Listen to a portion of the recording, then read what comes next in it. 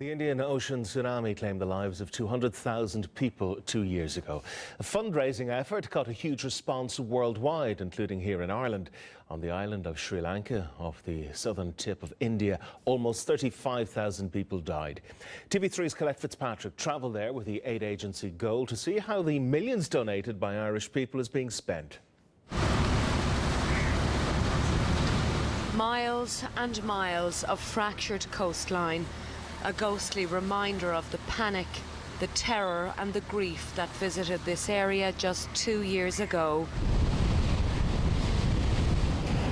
When the waves crashed ashore here at 8:30 on St. Stephen's morning, they reached heights of up to 35 foot, going inland for about 200 metres, washing away everything in their path. In just 15 kilometres of coastline along this stretch of Sri Lanka, 3,500 people died. Simple graves every few hundred metres. Muslims bury their dead within 24 hours, so these makeshift cemeteries are full of unidentified bodies.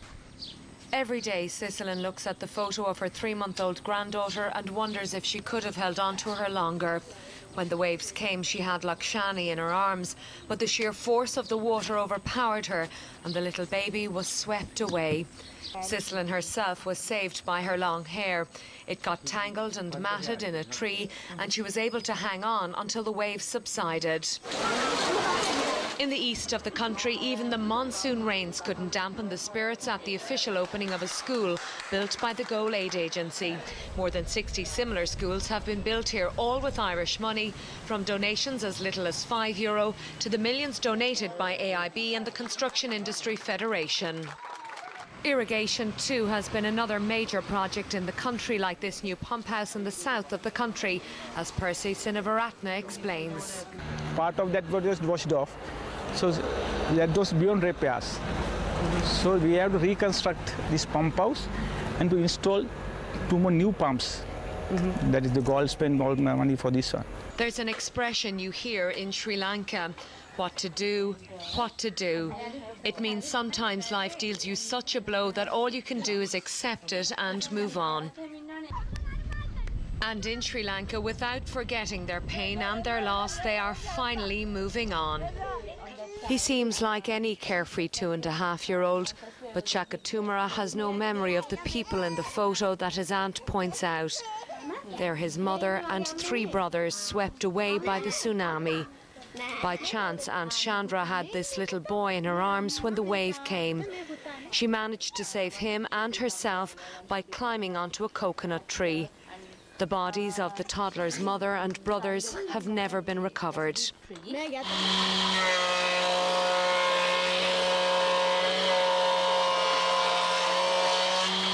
The Goal Aid Agency has been helping families like Chandra's to rebuild their homes swept away in the disaster.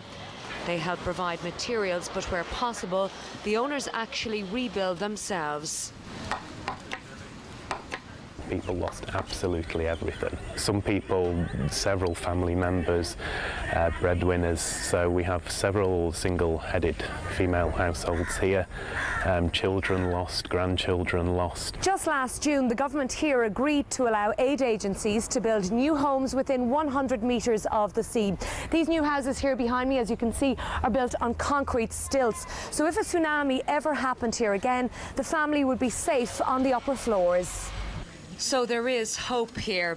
Hope for people like Sunil Shanta.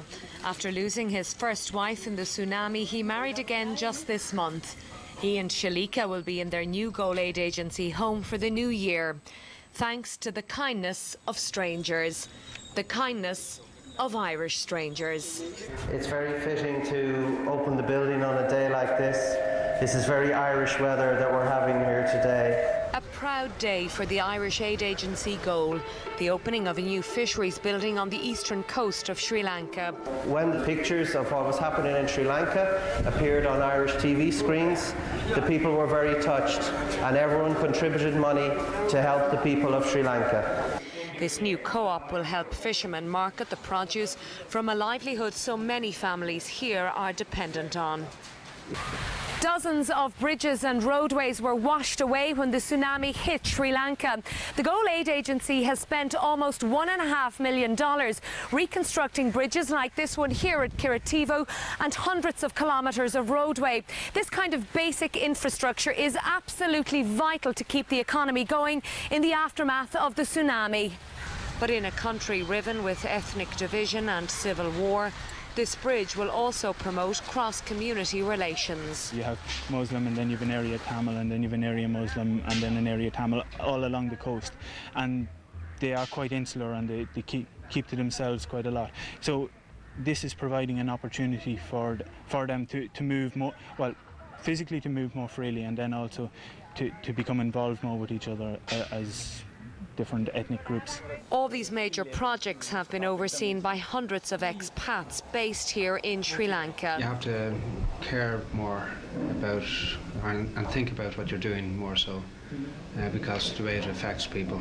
You have to think a lot more about that, whereas back home it'd be more robust anyway, especially within the engineering world. Then, like here, you just cannot take that with you. It was a close-run thing that day, life or death. For those left behind, the aid workers here are not just rebuilding homes and roads for them, they're rebuilding their lives. Collete Fitzpatrick, TV3 News in Sri Lanka.